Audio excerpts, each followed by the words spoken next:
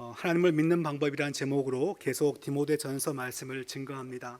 4장을 전할 순서인데 4장 말씀은 오후 예배 때 전하고 그다음에 이제 아침에 5장 말씀을 순서를 바꾸어서 그렇게 전합니다.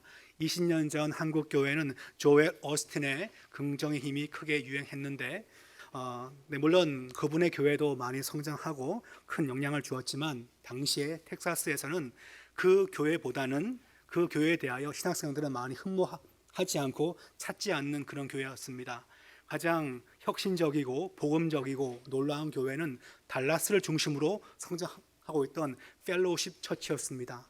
펠로우십 처치의 특징은 뭐냐니까 많은 성도가 새신자였습니다. 그런데 많은 사람들로부터 비판을 받았습니다. 그것은 교회에 들어가는 길이 단 외길이었는데 그 길을 가다 보면 많은 성도가 담배를 피웁니다. 그리고 마리화나 냄새가 주차장에 진동합니다. 그리고 심지어 차 안에 맥주병과 술병이 뒹굽니다. 많은 사람들이 말하죠. 저게 무슨 교회냐고. 마리화나 냄새는 뭐가 같냐면 담배와 숙든 향을 짬뽕을 시켜놓으면 그게 마리화나 냄새예요. 맡아본 사람만 압니다. 마리화나 누가 피웠구나 싶은 것인데, 그런 냄새가 진동을 하면서 많은 사람들이 모이는 교회가 바로 펠로우십 처치인데 몇몇 명 단위로, 그리고 매달마다 수천 명이 세례받는 그와 같은 복음적인 교회였습니다. 그런데 처음 예수 믿는 사람들은 그것을 끊지 못하고 조금씩 줄여가면서 교회에 나오는 건 이해가 되지만, 기존 교회에서 그 냄새를 계속 풍기면서 자리에 앉아있고 권사가 되고 집사가 되었다면, 장로가 되고 목사가 되었다면 그건 문제가 될 수 있겠지요. 무엇을 말합니까? 분명히 믿음은 기도와 말씀이면 성장한다라고 몇 주에 걸쳐가지고 담임 목사가 그렇게 설교를 했는데, 왜 나는 고작 옆 사람에 있는 마리화나 냄새 때문에, 담배 냄새 때문에 상심하게 되고 실망도 하게끔 됩니다. 당연합니다. 신앙생활은 주변 환경, 교회 밖의 환경도 나에게 영향을 주지만 교회 안에서의 주변 사람도 나에게 영향을 줍니다. 예전에 한 고사님이 말씀하시기를, 저분은 항상 폐지를 많이 줍는데, 그래서 항상 몸에 땀이 많고 한데 폐지 줍던 복장을 똑같이 하고 매주 나온다는 거예요, 교회에. 그래서 예배 시간에 그분 중심으로 약간 우물 냄새가 난다는 것입니다. 그러니까 작업복을 입고 나온 것에 대해서 뭔가 이렇게, 근데 그분이 이렇게 바른 소리를 잘 하시는 분이신데 막 쏘아붙인 거예요. 교회 올 때는 마루에 그냥 널려 있는 전바 입지 말고 옷장서 꺼내시오 해가지고, 아무도 그 말 못했는데 그분은 정말 아주 용감하신 분이어가지고 대놓고 말씀해가지고, 하여튼 저희들이 무안할 정도로 산돌 교회는 아니었습니다.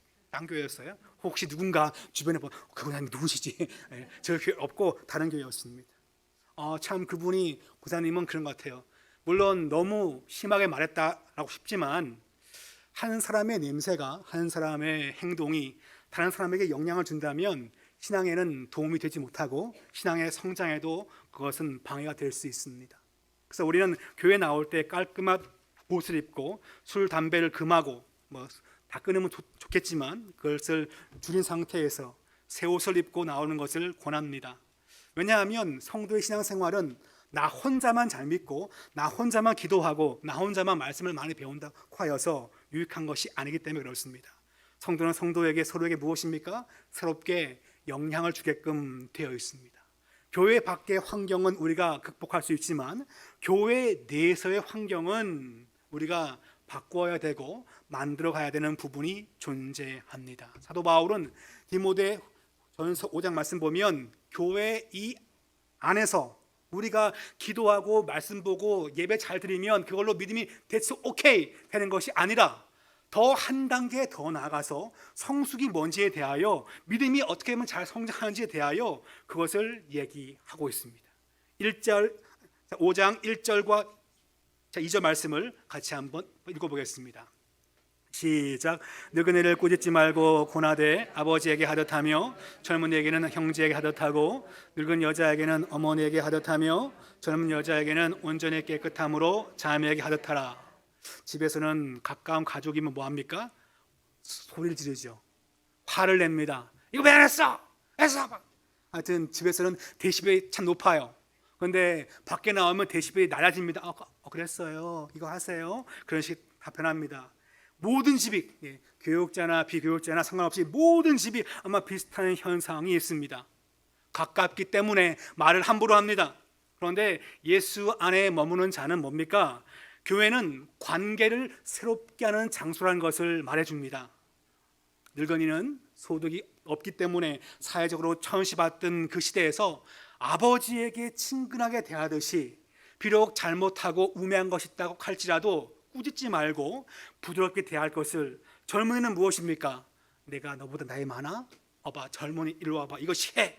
그런 것이 아니라 형제에게 말하듯이 하는 것이고, 늙은 여자는 무엇입니까? 어머니에게 대하듯이, 그리고 젊은 여자는 함부로 부르는 것이 아니라 자매에게 대하듯이 깨끗하게 대할 것을 말씀은 말합니다. 이것은 예수 믿는 믿음은 나 혼자 믿는 기도와 말씀만 가지고 충분한 것이 아니라 서로 간의 관계가 새로워지는 장소, 그 관계를 새롭게 정립해야 한다는 것을 우리에게 보여준 말씀이죠. 단순히 내가 기도하고 말씀 보면서 은혜 받았다라고 말하면서 바뀌지 못한 술 친구, 직장 동료, 마을 친구처럼 교인들을 대한다면 믿음은 성장하지 않습니다. 믿음의 성장은 특이하게도 기도하고 말씀을 공부하지만 함께 믿는 성도에 대해서 예수 안에 있는 새로운 피조물로 여기는 것이 중요하다는 것입니다. 제가 유학생 시절에 알바를 하기 위해서 세탁소에 가서 면접을 봤습니다. 면접을 잘 봤는지 아저씨가 한번 몇 시간 좀 일을 좀 해보래요. 한번 떠보는 거죠. 잘 하는가. 그랬는데 거기는 세탁소가 작지 않고 직원이 많았습니다. 한 6명쯤 되는 백인 멕시칸들이 많이 있던 세탁소였습니다. 근데 그들이 저를 살짝 보는 거예요.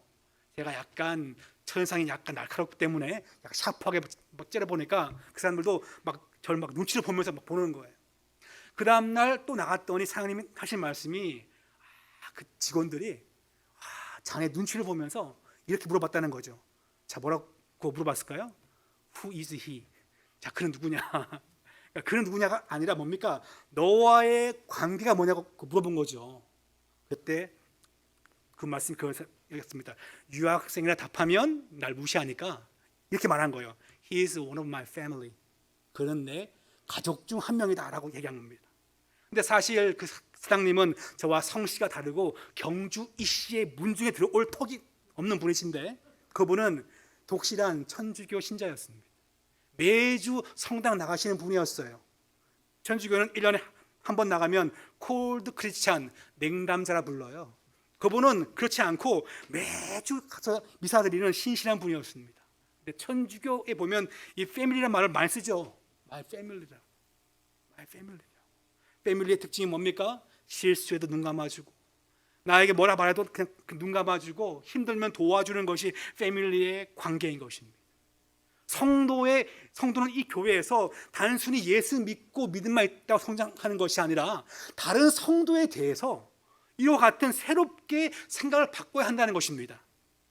신약성경 고린도후서 5장 17절 말씀 보시면 나와 있죠. 그런즉 누구든지 그리스도 예수 안에 있으면 무엇입니까? 새로운 피조물이다. 누구 안에 있으면? 그리스도 안에 있으면, 그리스도를 믿으면, 그리스도를 의지하면, 그리스도를 영접하면 안에 있다는 말은 그런 의미입니다. 그런 자가 무엇입니까? 새로운 피조물이라는 것이죠. 다시 말하면 예수를 믿으면 누구나 새로운 존재로 우리가 여기면서 서로에게 대해야 한다는 것을 말해주는 말씀입니다. 신약성경 에베소서 2장 21절 말씀 보시면 이렇게 나와 있습니다. 한번 다 같이 읽어볼까요? 시작. 그 안에서 건물마다 서로 연결하여 주 안에서 성전이 되어가고. 주 안에서 우리가 다 같은 뭡니까? 하우스, 집이요, 집. 왜 그렇습니까? 예수 그리스도가 이 교회의 머리가 되시기 때문에 그렇습니다. 사도 바울이 젊을 때 예수 믿는 자들을 잡아 죽이기 위하여 다메섹으로 갈 때였습니다. 그가 큰 빛을 비추임 받으며 바닥에 쓰러졌습니다. 그때 주님이 이렇게 말씀하시죠. 사울아 사울아 네가 왜 나를 박해하느냐. 아니 사울은 누구를 박해한 적은 없어요. 교회를 박해했지. 그때 주님 하신 말씀이 네가 왜 나를 박해하느냐. 나는 네가 박해하는 예수라고 말씀했습니다. 다시 말하면 교회가 뭡니까? 바울은 교회를 박해했는데 주님 하신 말씀이 그 교회가 자기 자신이라는 거죠. 주님 말씀이 지금 무엇입니까? 이것이 나중에 바울이 서신을 쓰게 되는데 아주 중요한 교리를 담고 있습니다. 교회는 모인 장소가 아닙니다. 교회는 예배당이 아니에요. 교회는 예수 그리스도가 교회 자체이시라는 것입니다. 그러므로 예수 안에 있는 자는 누굽니까? 다 교회의 한 부분을 맡고 있는 것입니다. 그러면 내 옆에 있는 사람들은 다 뭐라고요? 패밀리예요. 내 가족인 것이죠. 형제 자매가 되는 것입니다. 한번 좌우로 보시면서 그윽한 눈빛 지으며 한번 따라합시다. 오 형제여 자매여. 오 형제여 자매여. 예. 오 형제여 자매여. 이것은요 예수 안에 있는 자, 신앙을 가진 성도가 교회 안에서 항상 마음속에 간직해야 될 것입니다. 돈의 관계, 혈육의 관계가 아니라 예수 안에서 한 몸이라는 것을 말씀은 강조합니다. 이 생각을 가질 때 비로소 믿음은 뿌리를 내리고 성숙하게끔 되는 것입니다. 이어지는 말씀 3절부터 16절까지 말씀은 상당히 긴 말씀이에요. 이 말씀에 매번 나오는 단어가 뭡니까? 과부의 과부. 왜 이렇게 길게 과부를 언급할까요? 과부 된 것도 서러운데 말씀이 과부에 대한 걸 아주 길게 얘기합니다. 초대교회 때 교회 사역 가운데 과부를 도와주는 사역이 교회에서 재정 집행에서 아주 큰 부분이었습니다. 왜냐하면 직장을 구하기가 불가능합니다. 과부들은 재산이 없으면 남편의 죽음과 함께 하층민이 되는 것은 거의 99% 여인들의 삶이었어요. 그러니까 교회는 헌금을 모아서 대부분을 과부를 구제하는 데 사용하였습니다. 이때 디모데는 에베소라고 불리우는 대형 교회 담임 목회자가 되었습니다. 그때 말하는 거죠. 야 디모데야, 네가 큰 교회 맡고 있고 이제 많은 과부들을 도와줘야 되는데 누굴 도와주고 누굴 얼마를 도와주고 항상 고민이 많을 겁니다. 이때 지금 바울은 제자였던 디모데에게 어떻게 과부 돕는 사역을 할 것인지 대한 것을 예를 들어서 16절까지 설명을 하고 있습니다. 말씀을 다 읽지 않고 해석하지 않지만 몇 군데만 살펴보겠습니다. 우리 같이 4절 말씀을 다 같이 읽어보겠습니다. 시작. 만일 어떤 과부에게 자녀나 손자들이 있거든 그들로 먼저 자기 집에서 효율을 행하여 부모에게 보답하기를 배우게 하라. 이것이 하나님 앞에 받으실 만한 것이니라. 과부를 돕는 것은 교회가 해야 할 중요한 사역입니다. 그리고 사역이었습니다. 그런데 4절 말씀 보니까 자녀나 손자들이 있으면 교회가 후원하지 말고 그들이 돕는 것을 원칙으로 하라라고 말합니다. 이것은 출애굽기와 신약 성경에 나와 있는 중요한 말씀의 원리예요. 자녀가 부모를 복양하면 자녀에게 장수와 잘되는 복이 주어지는 것이 출애굽부터 말씀하신 하나님의 약속이었습니다. 그 약속을 교회가 빼앗으면 안 되죠. 아니 그냥 나오는 돈이야. 신청하면 나온대. 신청해. 그것은 자녀에게 주어질 복을 막는 부모와 교회의 행동이 될 수 있습니다. 우리는 중요한 원리가 필요합니다. 신청하면 나오니까 다 신청합시다. 그렇게 말씀하시는 분이 있다면 그 말은 곧 당신 자녀는 대충 살고 그냥 신청하세요. 그런 말이 될 수도 있는 것입니다. 근데 물론 이 원리를 현대 교회나 현대 정부가 그대로 따르기에는 좀 어려움이 있습니다. 그러나 중요한 원리가 이 가운데 발견될 수 있죠. 9절 말씀을 그마저 본 다음에 이 말씀의 원리를 생각해 보겠습니다. 자, 우리 9절 말씀 같이 읽습니다. 시작. 과부로 명부에 올릴 자는 나이가 60이 덜 되지 아니하고 한 남편의 아내였던 자로서. 과부 명부가 있던 것으로 보여집니다. 명부의 이름을 싣고 그들을 위하여 재정을 모은 다음에 후원했던 것으로 보여집니다. 나이가 지금 몇 세입니까? 60이 덜 되지 아니하고. 과부 지원금 받으려면 초대교회 때 나이가 60이래요. 와, 팔팔한데 아직까지. 팔팔한데 60이라고 돈을 줍니다. 그리고 두 번째 조건이 뭡니까? 한 남편의 아내였던 자, 정상적인 결혼 생활을 하다가 과부된 자에게만 지급하자라는 것이 두 번째 원칙입니다. 이걸 보면 현대 교회가 똑같이 따라하기엔 좀 힘듭니다. 지금은 70까지도 열심히 사시기 때문에 아마 나이를 70 이상 두는 것이 적합할 것입니다. 그런데 이 말씀은 우리에게 한 가지 중요한 영적인 원리를 줍니다. 그것은 뭘까요? 재정이 되니까, 형편되니까 합시다라가 되는 것이 아니라 규모 있는 섬김을 해야 한다는 것입니다. 뭐든지 간에 규모 있는 섬김. 여건 되니까 합시다가 아니라 교회 일은 규모 있게 하는 것이 중요하다는 것을 보여줍니다. 가령 가끔 주방에 보면 칼이 잘 안 들어요. 그래가지고 칼 갑시다 그래. 칼 하나 한 대 바꿔. 근데 그럴 때가 있어요. 그럴 때 한두 명이 결정하는 것이 아니라 모두가 생각을 모아서 합당하게 정하는 것이 중요합니다. 제가 아까 든 생각이 저희 구역이 있으니까 15개 구역마다 칼마다 번호를 새겨가지고 쌍둥이 칼로 다 바꾸면 좋지 않을까요, 여러분? 그러면 아껴 쓰지 않겠습니까? 교회 칼이니까 막 때리지 않고, 그죠? 아껴 쓸 거예요, 그죠? 구역마다. 그것이 과연 규모 있을까요? 목사님, 그렇게 한다 해서 그 믿음이 성장합니까? 그것 때문에 열불 나는 사람이 한두 명 생깁니다.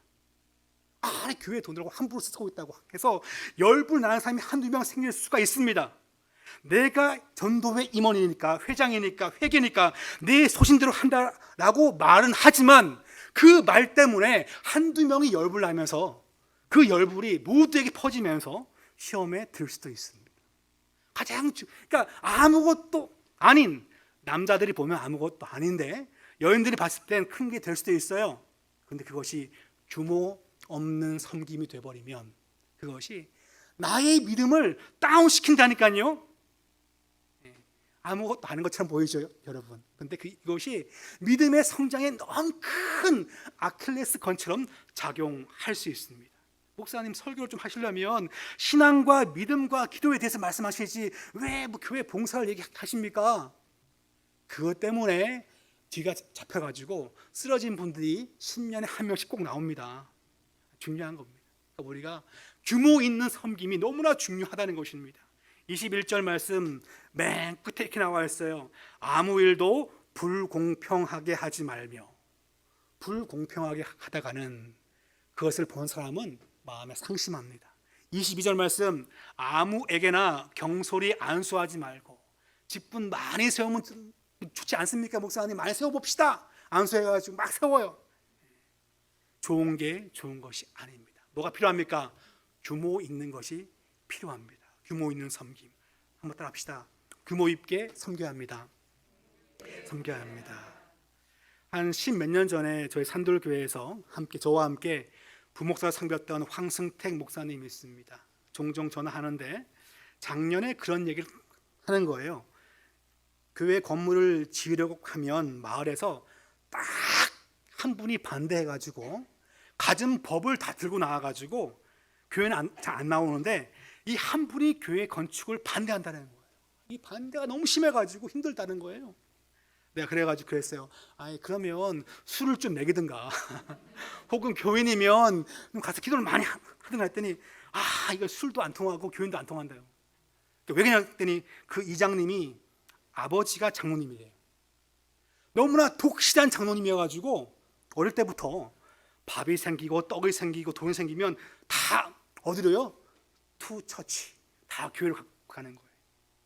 누가 떡을 줘도 다 교회 가고, 밥도 교회 가고, 돈도 교회 가고, 집도 땅도 다 교회로 다 어릴 때부터. 그래가지고 그 아들이 아버지를 싫어하고 또한 동시에 뭡니까?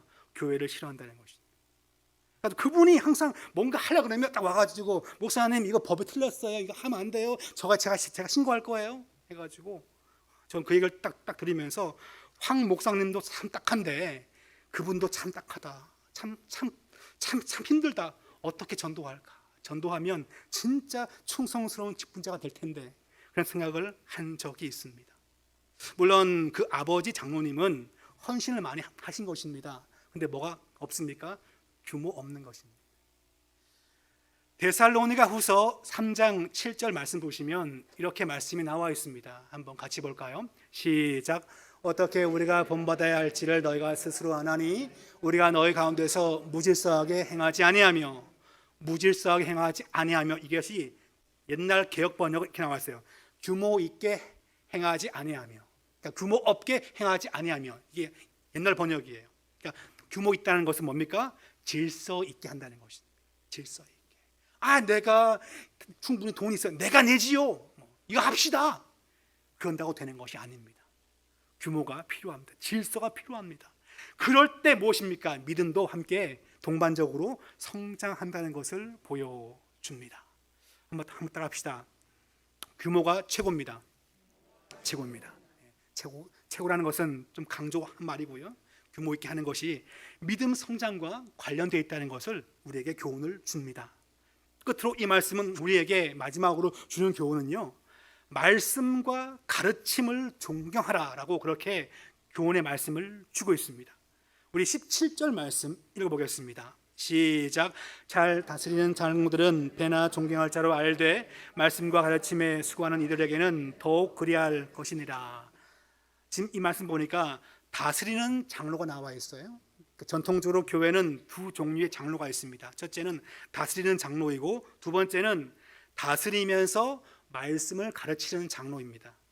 첫 번째를 현대 교회는 장로라 부르고 두 번째를 목사라 불러요. 저 역시 교회법에 따라 장로입니다. 저는 가르치며 또한 두 번째로 무엇입니까? 다스리는 장로라 그렇게 부르지요. 장로님에 대해서는 배나 뭡니까? 존경할 자로 여겨야 합니다. 왜 그럴까요? 그럴 때 내 믿음에 유익합니다. 그냥 대충 여기시면 대충 여기는 그 영혼은 유익을 얻지 못합니다. 더 나아가서 이렇게 나와 있어요. 하반절에 말씀과 가르침에 수고하는 이들에게는, 지금 무엇입니까? 목회자에게는 더욱 그리할지니라. 왜 목회자에게 존경의 마음이 필요합니까? 똑같은 인간이고 저 역시 새끼 밥 먹고 죄송합니다. 간식도 먹습니다.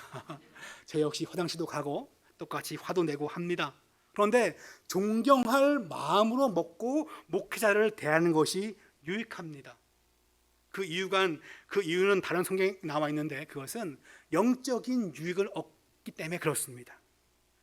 19절 말씀 보시면 이렇게 말씀합니다. 장로에 대한 고발은 두세 증인이 없으면 받지 말 것이요. 왜 그럴까요? 남을 신방하고 또한 다스리다 보면 말의 실수도 할 수 있고 남의 오해를 받을 수 있습니다. 그런데 실수한 것 때문에, 오해한 것 때문에 따지고 들면 장로님도 저랬어, 목사님도 저랬어, 그래 버리면 누가 손해일까요? 성도들이 손해입니다.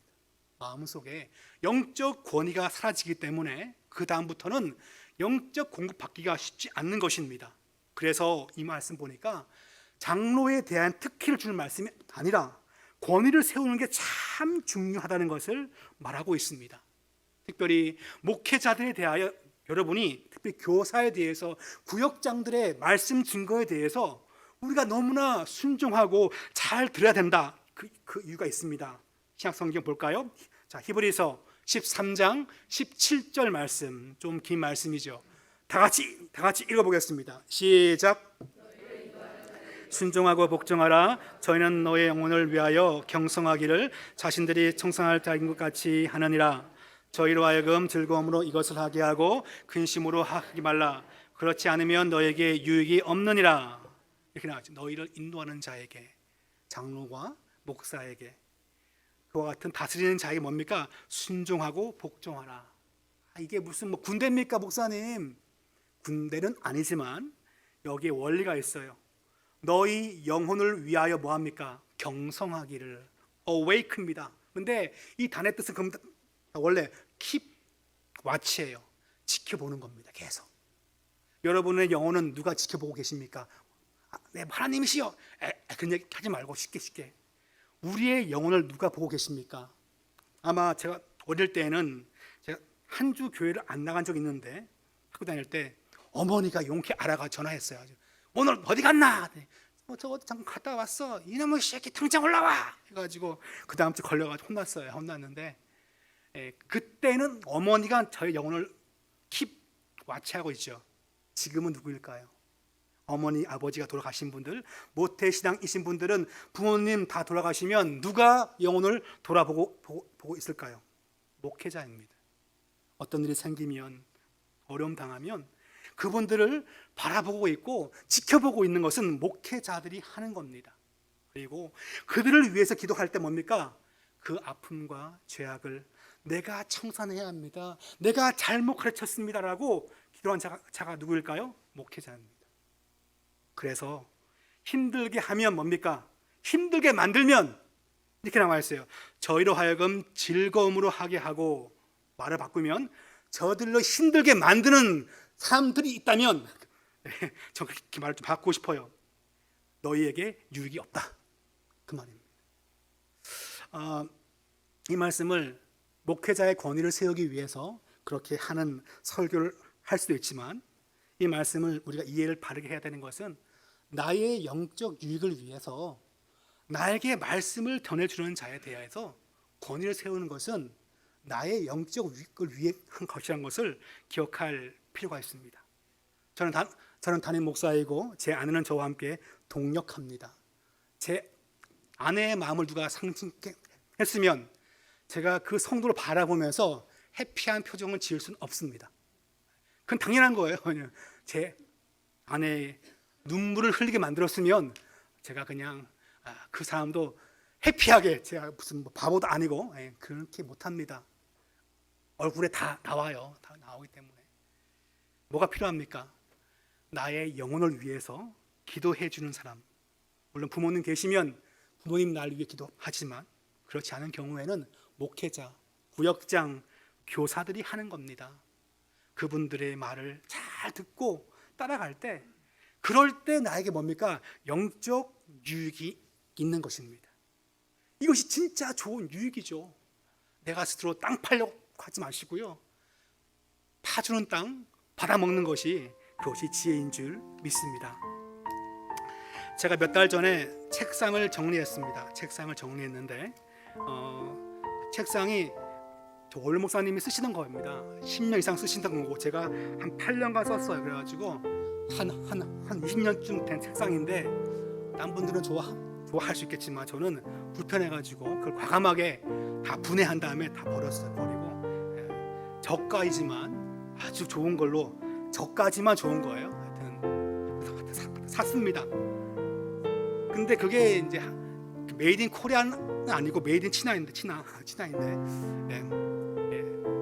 스페인어로 치나인데 차이나 메이드 인 치나인데 그 설명서를 딱 보니까 그냥 되게 그냥 쉬워 보이는 거예요. 그래가지고 에이 필요 없어 하고 막 조립 막 하는데 3분 만에 딱 막힌 거예요. 이게 볼트가 안 맞아요. 왜 안 들어? 다 비슷한데 해가지고 볼트가 한 40개쯤 되는데 안 맞아가지고 이거 뭐야 해가지고 맨 나중에 뭐 했을까요? 다시 갖고 와. 처음부터 앉아가지고 딱 선풍에 딱 켜놓고 하나하나 다 보는 거예요. 이렇게 하는구나. 중요 표시 반대로 끼우면 이거 망가진다는 거. 실수할 뻔했네 해가지고 매뉴얼을 다시 봐서 다시 잘 띄웠습니다. 가지고 잘 쓰고 있습니다. 지금 분명히 난자들은 잘 안 봅니다. 그죠? 그까이 거 그냥 하면 되지 하고 막 하거든요. 근데 결국은 뭡니까? 매뉴얼인데 한문은 한 글자도 나와 있지 않고 전부 그림이었어요. 자세히 보면서 잘 맞춰가지고 쓰고 있습니다. 한낱 책상도 조립하는 매뉴얼이 필요합니다. 인생을 그냥 살면 그 책상은요, 그냥 제가 조립했으면 볼트가 부러져서 결국은 환불해야 합니다. 베풀어야 합니다. 성도의 인생, 신앙생활에도 뭡니까? 따라야 할 매뉴얼이 존재합니다. 내 통박으로 내 생각으로 살아가는 반드시 부러지게끔 되어 있습니다. 성도의 삶의 매뉴얼은 무엇일까요? 여호와의 말씀인 줄 믿습니다. 이 말씀을 나에게 퍼먹여 주는 교육자가 있습니까? 나에게 던져주는 교사가 있습니까? 나에게 일러주는 구역장이 옆에 있습니까? 애나 존경하시길 바랍니다. 그럴 때 나에게 나의 영혼에게 큰 유익이 주어질 것입니다. 말씀을 듣고 배우고 가르치고 배우는 것을 귀하게 여기면서 주님 앞에 잘 세워지는 그런 믿음의 가정 되시기를 축복합니다. 네, 우리 이 시간 이 말씀을 생각하면서 한번 기도합시다. 주님 말씀을 듣고 배울 때 우리 영혼이 살아나는데, 주님 그렇습니다. 말씀을 증거하는 자를 우리가 존경하고 또 말씀을 가르치는 것을 내가 귀히 여기면서 교사와 구역장의 그 일도 감당하게 도와주시고, 말씀을 증거하는 교육자의 말도 우리가 존중히 여기면서 인생을 잘하도록 인도하여 주시옵소서. 주님, 내가 내 주변에 있는 다른 성도들을 쉽게 대하는 것이 아니라 정말 부모처럼 자녀처럼 귀하게 대하는 믿음의 행동도 보이게 인도하여 주옵소서. 우리 같이 주여 부르며 한번 기도하겠습니다.